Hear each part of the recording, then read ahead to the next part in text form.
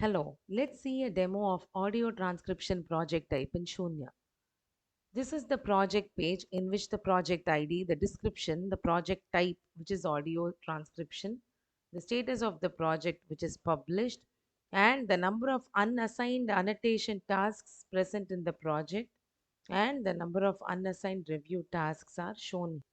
An annotator can pull a new batch of tasks for annotating by clicking on this Pull New Batch button here. The pull size can also be selected. Clicking on Pull New Batch now, we can see that a set of 5 tasks have been assigned to this particular annotator.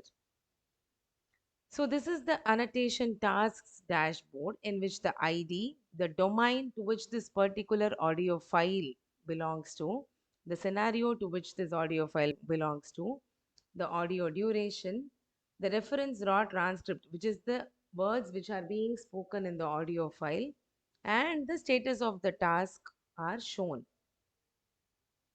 Initially, all the tasks are in the unlabeled status. Each audio file which has to be transcribed is classified as a task. So, in order to start annotating, the user can click on either annotate, in which he can transcribe each task individually, or the user can click on start labeling now. When, upon completion of annotation of a task, it automatically goes on to the next task. Let me click on start labeling now.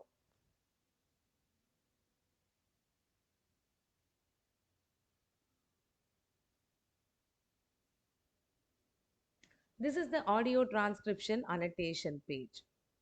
So here, as you can see, this is the audio file which has to be transcribed.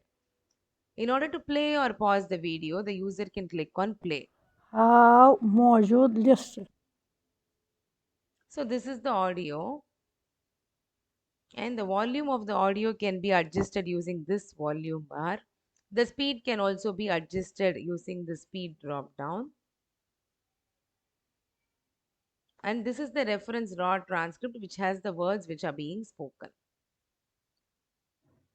In order to start transcribing, the user can, if needed, zoom into the audio region this way.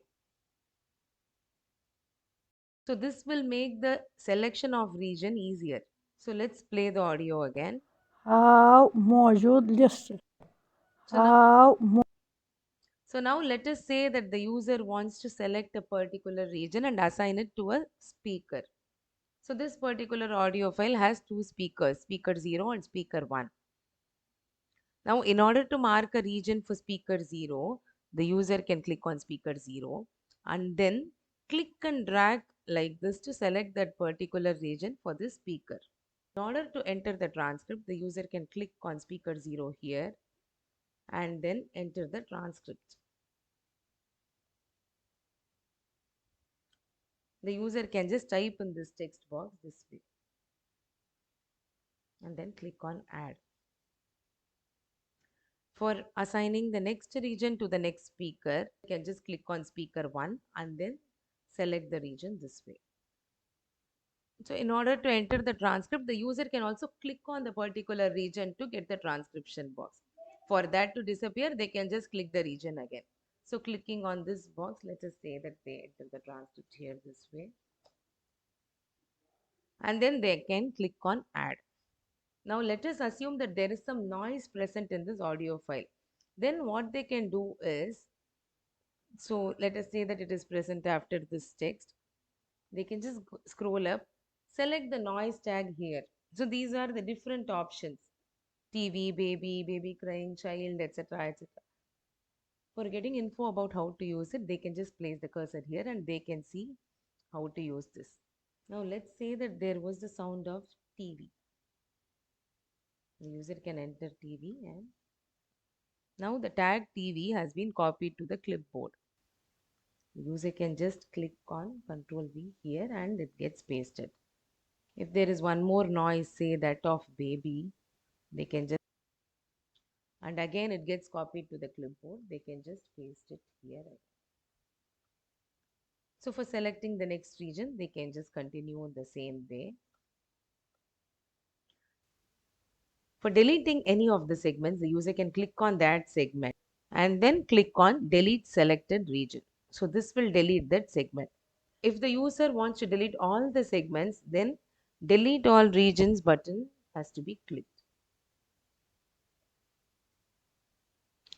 So if the language in this audio is a language like Urdu or Kashmiri for which right to left typing is required, the user can go to settings, select enable RTL typing and then type here.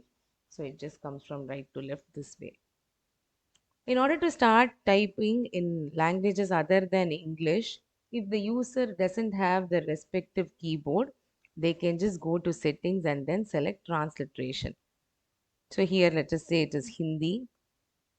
You can just enter some text here. Let us say you want to enter Pani. So you get different spelling options and the user can select whichever is the correct one. Then click on copy text. It gets copied to the clipboard and then paste it here this way. So clicking on add once again adds the transcript for this region. So as you can see, this particular audio file has 3 regions and clicking on each of these tags will give you the transcription for that particular region. So this way the user has to complete transcribing the entire duration of the audio. Now if you want to submit the transcripts, click on update button. So if clicking on just add button will not get your transcript submitted, you will have to explicitly click on update every time you complete transcribing a audio file. Now let us say that you want to pause your work halfway and then continue later on. Then you can just click on this draft and the task will get saved as draft. So go back to the project page and use the task filter to see your draft task. So this was the thing which was marked as draft. So you can either click on annotate or once again use start labeling now to navigate through the draft tasks. Or in case the user wants to skip the task altogether, they can click on skip. So again, you can use the same filter to see your skipped task. This is the one. And if the user wants to submit the task, they can just click on update button.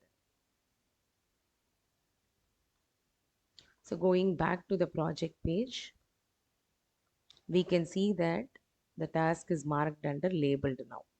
There is this feature of notes in which the annotator can add some notes here, which will be accessible to the reviewer also.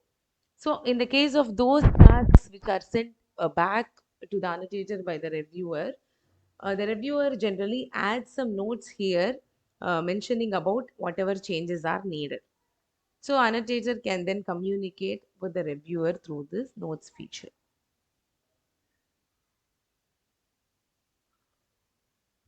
Going back to unlabeled tasks.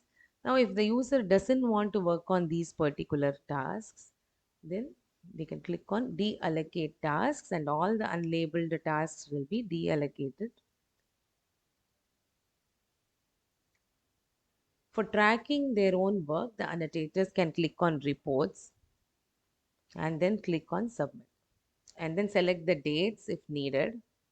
So it's either today, yesterday, or weekly basis or monthly basis or till date. So for this particular annotator, we can see the email ID, the number of tasks which have been assigned, which is 1, the number of labeled tasks, which is 1. And these are the number of accepted with minor changes and accepted with major changes tasks. So once these tasks go to the reviewer will either accept it, in which case it will get marked under one of these categories, or they can in fact send it back to the annotator, in which case it will go to be revised. And these are the unlabeled, skipped, and draft task count. So this is the total audio duration which has been transcribed by this user. This is the average segment duration. So this is the average segments per task. So in this case, since we transcribed only one task and it had 4 regions in it, so it's saying 4 segments. So average annotation time in seconds. So which is the average annotation time taken by the user to complete a task. Going back to the annotation tasks tab. So if the user wants to work on those tasks which have been sent for revision by the reviewer, they can click on to be revised and then work on the task. So this completes the basic annotation flow for an audio transcription project. Thank you.